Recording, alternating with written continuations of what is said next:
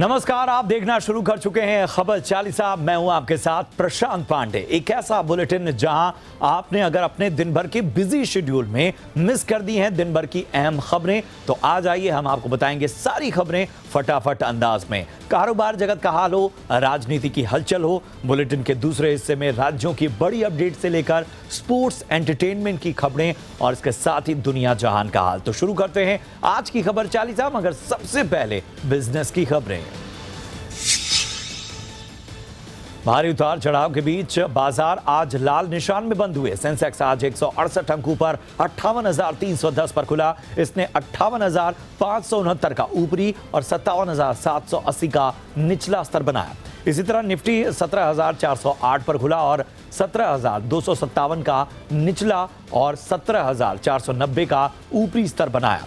Nifty के next 50, Nifty mid cap, bank और financial index गिरावट के साथ बंद हुए। कारोबार के अंत में निफ्टी 30 अंक फिसलकर 17,322 पर बंद हुआ। इसी तरह 145 अंक टूटकर 57,997 के स्तर पर बंद हुआ।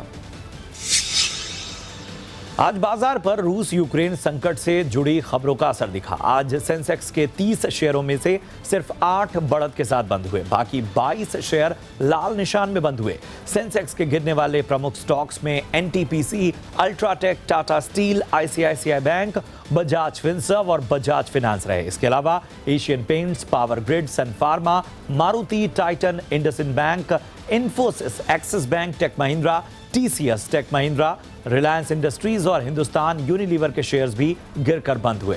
बढ़ने वाले प्रमुख स्टॉक्स में Airtel, Mahindra and Mahindra, doctor Reddy's, Kotak Mahindra bank, Wipro, Nestle और एचडीएफसी रहे। सेलिब्रेशन वेयर ब्रांड मान्यवर की पेरेंट कंपनी वेदांत फैशन की आज 8% प्रीमियम के साथ लिस्टिंग हुई। वेदांत फैशन की लिस्टिंग एनएसई पर 935 रुपए में हुई। वेदांत फैशन पुरुषों के लिए वेडिंग और एथनिक वेयर बनाने वाली देश की सबसे बड़ी कंपनी है। इसका इशू 4 फरवरी को खुला और 8 फरवरी को बंद हुआ था। कंपनी का इशू 2.5 गुना से ज्यादा सब्सक्राइब हुआ था। जी बिजनेस के मैनेजिंग एडिटर अनिल सिंघवी ने लंबी अवधि के निवेशकों को होल्ड करने की सलाह दी है।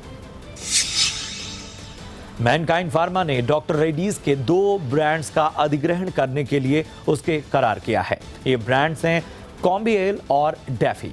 कॉम्बीहेल का इस्तेमाल एस्थमा और क्रॉनिक ऑब्स्ट्रक्टिव डिजीज के इलाज के लिए किया जाता है। डेफी शिशुओं के लिए सोप फ्री मॉइस्चराइजर बार है। मैनकाइंड फार्मा ने कहा है कि कॉम्बीहेल का मार्केट 900 करोड़ रुपए का है, जिसमें 14% की दर से ग्रोथ देखने को मिल रही है। कंपनी ने यह भी बताया कि डेफी का कुल बाजार 1,000 करोड़ रुपए का है, जो 18% की दर से बढ़ रहा है। आरबीआई ने नॉन बैंकिंग फाइनेंस कंपनियों को राहत देते हुए एनपीए यानी नॉन परफॉर्मिंग एसेट से जुड़े नए नियमों को लागू करने की समय सीमा 6 महीने के लिए बढ़ा दी है। अभी तक इन नियमों को लागू करने की समय सीमा 31 मार्च थी, जिसे अब बढ़ाकर 30 सितंबर 2022 कर दिया गया है। नए सर्कुलर से कंपनियों के ग्रॉस एनपीए में बढ़ोतरी हो रही थी। आरबीआई से एनपीए पर राहत मिलने के बाद आज एनबीएफसीज के शेयरों में जोरदार एक्शन देखने को मिला। ABG shipyard loan fraud case जांच का दायरा बढ़ने वाला है। जी बिजनेस की एक्सक्लूसिव जानकारी के मुताबिक कॉर्पोरेट मंत्रालय की इस मामले की जांच करेगा।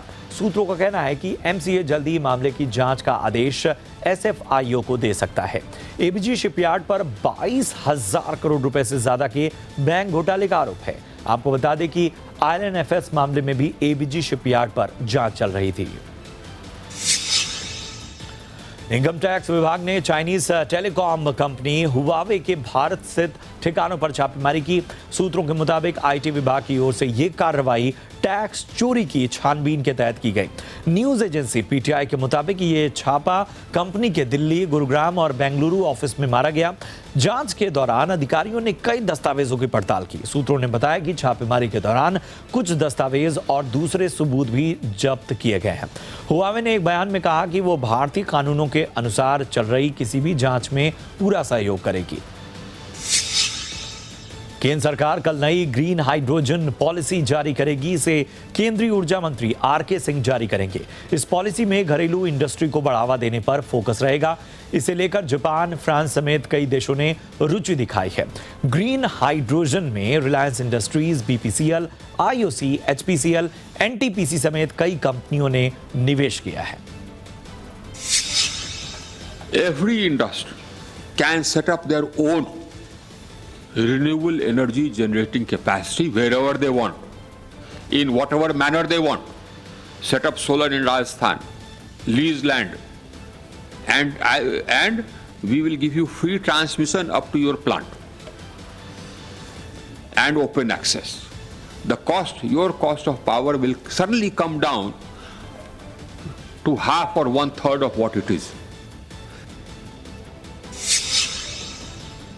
वित्त मंत्रालय की ओर से जारी की गई आर्थिक समीक्षा रिपोर्ट में कहा गया है कि देश की आर्थिक गतिविधियों पर कोरोना की तीसरी लहर का प्रभाव कम पड़ा है। रिपोर्ट्स के मुताबिक इंडियन इकोनॉमी 9% से अधिक की दर से आगे बढ़ने की राह पर है। रिपोर्ट में कहा गया है कि 2022-23 के आम बजट ने इकोनॉमी के लिए तय की गई दिशा को मजबूत किया है। समीक्षा रिपोर्ट में कहा गया है कि पीएलआई स्कीम और इंफ्रास्ट्रक्चर में निवेश ग्रोथ के मेन ड्राइवर होंगे। यस बैंक के पूर्व एमडी और सीईओ राणा कपूर को जमानत मिल गई है। कपूर को यह जमानत मुंबई के स्पेशल पीएमएलए कोर्ट से मिली है। राणा कपूर को 300 करोड़ रुपए के घोटाला मामले में जेल में रखा गया था। हालांकि राणा कपूर पर सीबीआई और ईडी के दूसरे मामले में दायर कई मामले हैं, जिसकी वजह से वो अभी जेल में ही रहेंगे। राणा कपूर के साथ अवंता ग्रुप के गौतम थापर को भी जमानत मिल गई है। ईडी ने Gautam Thapar, Avantha Realty, Oyster Buildwell के खिलाफ 2017 से 2019 के बीच भरोसा तोड़ने, धोखा देने, आपराधिक षड्यंत्र रचने का मामला दर्ज किया था। बढ़ते राजनीति की खबरों की ओर, पंजाब के पठानकोट में प्रधानमंत्री नरेंद्र मोदी ने जनता को संबोधित करते हुए 5 साल सेवा करने का मौका मांगा। पीएम मोदी ने इस दौरान कांग्रेस पार्टी को भी आड़े हाथों लिया। पीएम मोदी ने कांग्रेस पर वार करते हुए कहा कि बीजेपी ने जहां खुद को स्थापित किया, वहीं दिल्ली से रिमोट कंट्रोल परिवार का सफाया हुआ।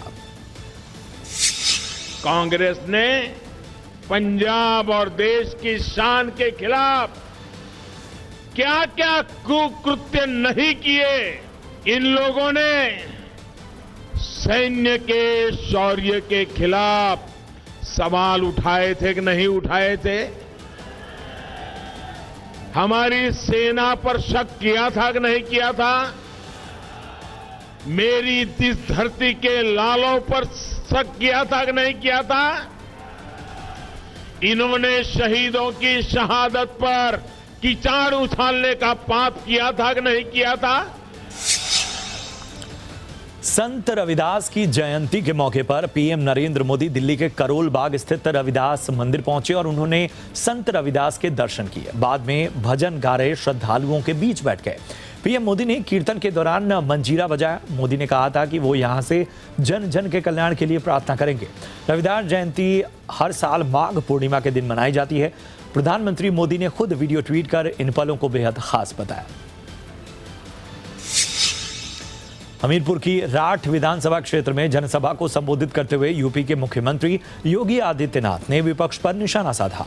योगी ने कहा कि उन्होंने समाजवादी पार्टी, बीएसपी और कांग्रेस के जिन्न को बोतल में बंद कर दिया है। उन्होंने कहा कि अयोध्या में राम मंदिर का निर्माण, काशी में विश्वनाथ धाम और चित्रकूट धाम का निर्माण सिर्फ बीजेपी की डबल इंजन की सरकार ही करा रही है। योगी ने कहा कि समाजवादी सिर्फ परिवारवादी नहीं थे, ये तमंचावादी भी थे। उनकी संवेदना किसानों के प्रति नहीं, नौजवानों के प्रति नहीं, बेटियों की सुरक्षा के प्रति नहीं। उनकी संवेदना तब होती है भाइयों बहनों, तब जागती है जब माफियाओं के ऊपर बुलडोजर चलता है। तब कहते ये नहीं करना चाहिए। मुझे एक बात बताइए, कोरोना कालखंड में ये सपा बसपा कांग्रेस के नेता कहीं थे? ये परिवारवादी, वंशवादी, तमंचावाद का क्या ये लोग भी कहीं थे? आम आदमी पार्टी के पूर्व नेता कुमार विश्वास ने दिल्ली के मुख्यमंत्री अरविंद केजरीवाल पर बड़ा आरोप लगाते हुए उन्हें पंजाब के अलगाववादियों का समर्थक करार दिया है। न्यूज एजेंसी ANI से बातचीत में कुमार विश्वास ने पुराने दिनों का जिक्र करते हुए कहा कि केजरीवाल ने उनसे कहा था कि वो या तो पंजाब के मुख्यमंत्री बनेंगे या खालिस्तान के पहले PM बनेंगे। आपको बता दें कि 2012 में भ्रष्टाचार के खिलाफ शुरू हुए अन्ना आंदोलन के दौरान कुमार विश्वास और अरविंद केजरीवाल साथ थे। एक दिन तो मुझसे कहता है कि तू चिंता मत कर, या तो मैं एक स्वतंत्र सूबे का मुख्यमंत्री बनूंगा। और मैंने कहा ये अलगाववाद 2020 का रेफरेंडम आ रहा है, पूरी दुनिया फंडिंग कर रही है ISI से लेके और बाकी अलगाववादी ग्रुप। तो कहता तो क्या हो गया, तो स्वतंत्र देश का पहला प्रधानमंत्री बनूंगा। मतलब जिस आदमी के थॉट में इतनी ज्यादा अलगाववाद को लेके वो हो कि किसी भी कीमत पे बस मुझे सरकार मिले, सत्ता मिले। पंजाब विधानसभा चुनाव से ठीक पहले मुख्यमंत्री चरणजीत सिंह चन्नी का एक बयान काफी चर्चा में है। एक वीडियो वायरल हो रहा है जिसमें चन्नी कहते नजर आ रहे हैं कि यूपी बिहार के भैया को पंजाब में प्रवेश न करने दें। अहम बात यह है कि इस टिप्पणी के दौरान वीडियो में चन्नी के बगल में खड़ी कांग्रेस महासचिव प्रियंका गांधी मुस्कुराती और तालियां बजाती नजर आ रही हैं।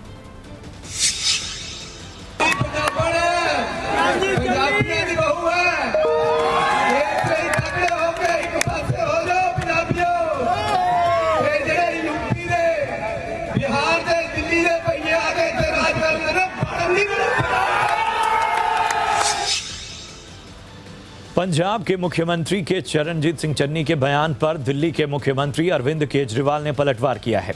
केजरीवाल ने कहा कि भले ही CM चन्नी यूपी वालों को बाहरी बता रहे हों, लेकिन उन्हें ये याद रखना चाहिए कि राहुल गांधी और प्रियंका गांधी वाड्रा भी यूपी के रहने वाले हैं। शर्म की बात है कि किसी भी ये हमारा पूरा देश एक है, किसी भी व्यक्ति को, मेरे को भी वो काला काला काला कहते रहते हैं। किसी भी व्यक्ति के बारे में, किसी भी वर्ग विशेष के बारे में गलत टिप्पणी करना, हम इसकी कड़ी निंदा करते हैं। प्रियंका गांधी भी तो यूपी को बिलोंग करती है, तो वो भी तो भैया हो गई। कांग्रेस नेता राहुल गांधी ने आज एक बार फिर आम आदमी पार्टी सरकार पर निशाना साधा है। उन्होंने आंगनवाड़ी कार्यकर्ताओं के प्रदर्शनों का जिक्र करते हुए आम आदमी पार्टी को सिर्फ नाम की आम आदमी करार दिया। राहुल गांधी ने ट्वीट कर कहा कि दिल्ली सरकार जनता के दर्द को नहीं समझती। आंगनवाड़ी कार्यकर्ताओं के हक की लड़ाई एकदम सही है। राहुल ने कहा कि कोविड में अपनी जान की परवाह न करते हुए इन्होंने जन सेवा की, लेकिन दिल्ली के CM न तो उन्हें पर्याप्त वेतन दे रहे हैं, न समय न सम्मान। केंद्रीय मंत्री और मैनपुरी जिले की करहल सीट से बीजेपी उम्मीदवार SP बघेल को Z कैटेगरी की सुरक्षा दी गई है।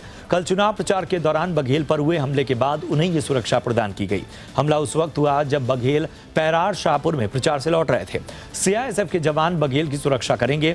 पुलिस बघेल के काफिले पर हुए हमले की जांच कर रही है। आपको बता दें कि समाजवादी पार्टी प्रमुख अखिलेश यादव भी करहल सीट से चुनाव लड़ रहे हैं। राज्य के उप मुख्यमंत्री केशव प्रसाद मौर्य ने आरोप लगाया कि अखिलेश ने चुनाव में हार के डर से यह हमला करवाया है। कर्नाटक में हिजाब विवाद पर लेकर आज भी हाईकोर्ट में सुनवाई हुई। इस दौरान मुस्लिम छात्राओं की ओर से पेश वकील ने कहा कि सरकार हिजाब का मुद्दा उठाकर मुस्लिम महिलाओं के साथ दुश्मनों जैसा व्यवहार क्यों कर रही है। उन्होंने कहा कि जब हिंदू लड़कियां चूड़ी पहनती हैं और क्रिश्चियन क्रॉस पहनते हैं तो क्या वो धार्मिक प्रतीक नहीं है। उन्होंने कहा कि ऐसे में मुस्लिम लड़कियों को निशाना क्यों बनाया जा रहा है। मामले में कल भी सुनवाई जारी रहेगी। National security advisor Ajit Doval के दिल्ली स्थित घर में एक शख्स के घुसने की कोशिश की बात सामने आई। हालांकि यह आदमी अजीत डोवल के घर में घुसने में नाकाम रहा। मौके पर मुस्तैद सुरक्षा बलों ने इस शख्स को रोका, उसे हिरासत में ले लिया। दिल्ली पुलिस आरोपी से फिलहाल पूछताछ कर रही है। आरोपी कर्नाटक का रहने वाला बताया जा रहा है। दिल्ली पुलिस ने बताया कि प्राथमिक जांच के मुताबिक वो व्यक्ति मानसिक रूप से विक्षिप्त है। व्यक्ति किराए की कार चला रहा था। और यहां रुकेंगे एक छोटे से ब्रेक के लिए। ब्रेक के उस पार देश और दुनिया का हाल रफ्तारी अंदाज में।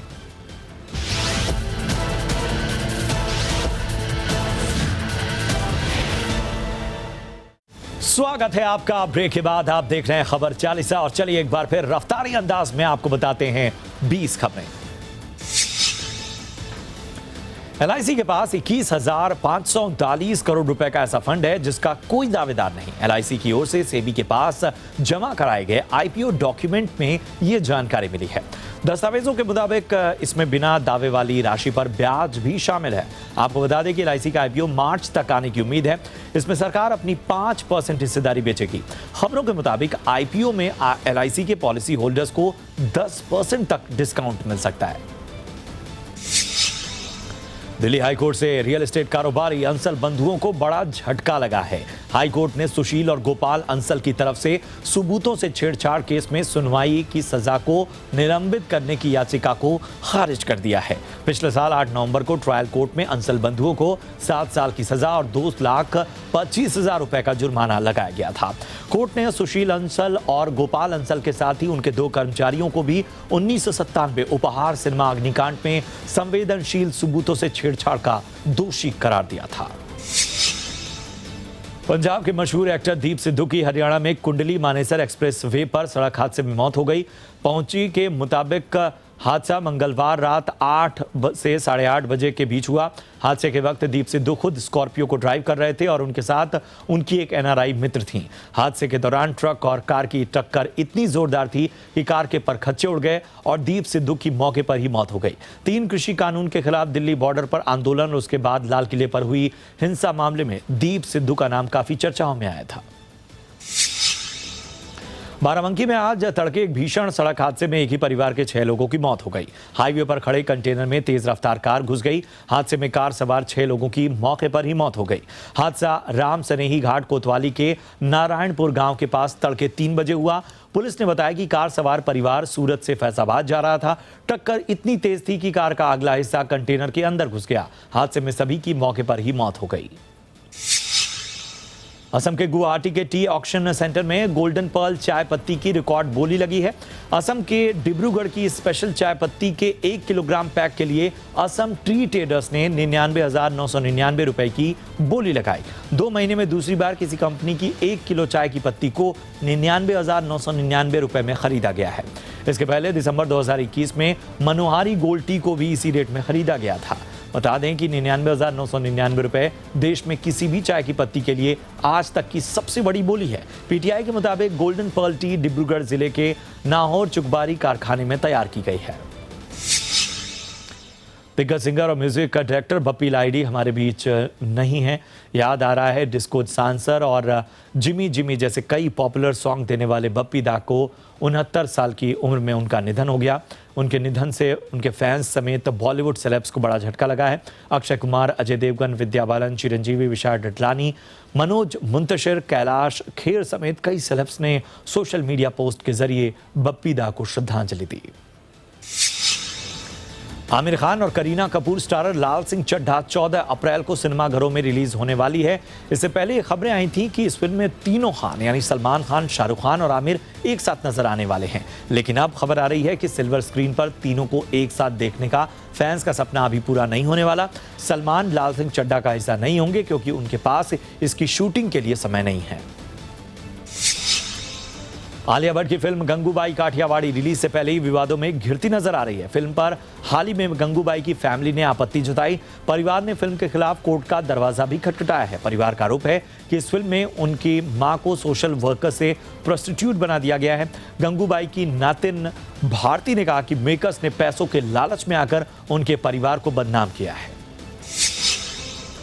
आयुष्मान खुराना ने ड्रीम गर्ल के सीक्वल की तैयारी कर ली है। खबरें हैं कि ड्रीम गर्ल 2 में आयुष्मान एक बार फिर नजर आएंगे। फिल्म की शूटिंग इसी साल जून से शुरू होने वाली है। फिल्म को एक बार फिर राज शांडिल्य ही डायरेक्ट करेंगे। बता दें कि साल 2019 में रिलीज हुई फिल्म ड्रीम गर्ल ने बॉक्स ऑफिस पर 140 करोड़ के करीब कारोबार किया था। फिल्म को एकता कपूर के बैनर तले बनाया गया था। कोरोना काल में प्रतिबंधों के बीच रिलीज हुई एक्टर राजकुमार राव की फिल्म बधाई दो ने ठीक ठाक कारोबार कर लिया है। 6 दिनों में फिल्म की कमाई 10 करोड़ के पार जा चुकी है। कम बजट में बनी इस फिल्म को क्रिटिक्स ने भी काफी पसंद किया है। पहले वीकेंड में फिल्म की कमाई 7.5 करोड़ के करीब रही। वहीं 14 फरवरी को वैलेंटाइंस डे के मौके पर फिल्म ने 1 करोड़ 85 लाख तो वहीं मंगलवार को 1 करोड़ 12 लाख का कारोबार किया। रोहित शर्मा वनडे और T20 के बाद अब टेस्ट टीम के भी कप्तान होंगे। बीसीसीआई तीनों फॉर्मेट में एक कप्तान पॉलिसी पर लौट रहा है। रोहित के नाम पर मुहर अगले हफ्ते लग सकती है। इस दौरान श्रीलंका के खिलाफ टेस्ट सीरीज के लिए टीम का भी चयन होगा। मीडिया रिपोर्ट्स के मुताबिक सिलेक्टर्स, प्लेयर्स, कोच सब चाहते हैं कि रोहित शर्मा ही कैप्टन बने। वनडे सीरीज पर कब्जा जमाने के बाद आज से 3 मैचों की T20 सीरीज का आगाज हो गया। फटाफट क्रिकेट के तीनों मुकाबले कोलकाता के ईडन गार्डन्स मैदान पर खेले जाएंगे। इस सीरीज के लिए टीम इंडिया को जीत का फेवरेट माना जा रहा है। चोट के कारण टीम के उपकप्तान केएल राहुल सीरीज से बाहर हैं। बता दें कि वेस्टइंडीज के खिलाफ पिछले 3 T20 सीरीज में भारत को जीत मिली है। 5 सालों में टीम इंडिया को वेस्टइंडीज नहीं हरा पाई है। इंग्लैंड के पूर्व कप्तान केविन पीटरसन का पैन कार्ड खो गया है। पीटरसन जल्द भारत की यात्रा करने वाले हैं। वो आईपीएल में कमेंट्री करते हैं। पीटरसन ने अपने सोशल मीडिया हैंडल में इसकी जानकारी दी। उन्होंने मदद के लिए खुद प्रधानमंत्री नरेंद्र मोदी से गुहार लगाई। उन्होंने ऑफिशियल सोशल मीडिया हैंडल पर पीएम नरेंद्र मोदी को बाकायदा ट्वीट किया। कोलकाता नाइट राइडर्स ने श्रेयस अय्यर को टीम का नया कप्तान बनाया है। अय्यर इससे पहले दिल्ली कैपिटल्स की कप्तानी कर चुके हैं। अय्यर को केकेआर ने आईपीएल मेगा ऑक्शन में 12 करोड़ 25 लाख में खरीदा था। कोलकाता श्रेयस अय्यर की दूसरी आईपीएल टीम है। 2008 में सौरव गांगुली केकेआर के पहले कैप्टन थे। बता दें कि आईपीएल 2022 के लिए सभी 10 टीमों की फ्रेंचाइजीज ने अपनी टीम बना ली है। ऑस्ट्रेलिया के व्हाइट बॉल कप्तान एरॉन फिंच ने कहा है कि मिचेल स्टार्क, जोश हेजलवुड और पैट कमिंस श्रीलंका के खिलाफ चल रही T20 सीरीज के बचे हुए मैचों से बाहर रहेंगे। श्रीलंकाई टीम को 3 मैचों में हराने के बाद ऑस्ट्रेलिया की टीम पहले से ही सीरीज पर कब्जा जमा चुकी है। पाकिस्तान जाने से पहले इन खिलाड़ियों को रेस्ट दिया जा रहा है। इसके अलावा उन्होंने कहा कि स्टीव स्मिथ भी उनके साथ नहीं है और ट्रेविस हेड टीम में होंगे। रूस के विदेश मंत्री सर्गेई लावरोव ने कहा है कि यूक्रेन संकट को लेकर अगर ब्रिटेन मॉस्को पर नया प्रतिबंध लगाता है तो रूस जवाबी कार्रवाई करेगा। बता दें कि ब्रिटेन ने रूस को धमकी दी है कि अगर वो यूक्रेन पर हमला करता है तो ब्रिटेन रूसी कंपनियों को लंदन में पूंजी जुटाने से रोक सकता है। वहीं रूस ने कहा कि 3 से 4 हफ्ते में यूक्रेन में हालात सामान्य हो जाएंगे। यूक्रेन में अस्थिरता के माहौल के बीच वहां फंसे भारतीय छात्रों को सुरक्षित निकालने के लिए भारत सरकार ने अपनी कोशिशें तेज कर दी हैं। यूक्रेन में भारतीय छात्रों और भारत में उनके परिवार के सवालों का जवाब देने के लिए कीव में कंट्रोल रूम बनाए गए हैं जो 24 घंटे काम कर रहे हैं। वहीं भारत में भी विदेश मंत्रालय में एक कंट्रोल रूम स्थापित किया गया है। भारत और यूक्रेन के बीच उड़ानों की संख्या कैसे बढ़ाई जाए, इस पर भी एविएशन अथॉरिटी और विभिन्न एयरलाइंस के साथ बातचीत चल रही है। इलेक्ट्रिक व्हीकल बनाने वाली अमेरिकी कंपनी टेस्ला पर अपने मॉडल 3 की माइलेज को बढ़ा चढ़ाकर पेश करने का आरोप है। यह आरोप south Korea fair trade commission यानी KFTC ने लगाया है। साउथ कोरिया का एंटी ट्रस्ट रेगुलेटर ने इसकी जांच शुरू कर दी है। टेस्ला की वेबसाइट के मुताबिक उसका EV मॉडल 3 एक बार चार्ज करने पर 528 किलोमीटर की दूरी तय कर सकता है, लेकिन KFTC का कहना है कि अगर टेम्परेचर फ्रीजिंग पॉइंट से नीचे चला जाता है तो माइलेज कम हो सकता है। हालांकि टेस्ला ने इस मामले में फौरन कोई कॉमेंट नहीं किया है। यौन शोषण मामले में फंसे ब्रिटेन के प्रिंस एंड्रयू कोर्ट के बाहर पीड़ित पक्ष के साथ समझौते में 1.6 करोड़ डॉलर देने को तैयार हो गए हैं। खबरों के मुताबिक प्रिंस एंड्रयू ने वर्जीनिया गिफ्रे के साथ न्यायालय के बाहर एक समझौता किया।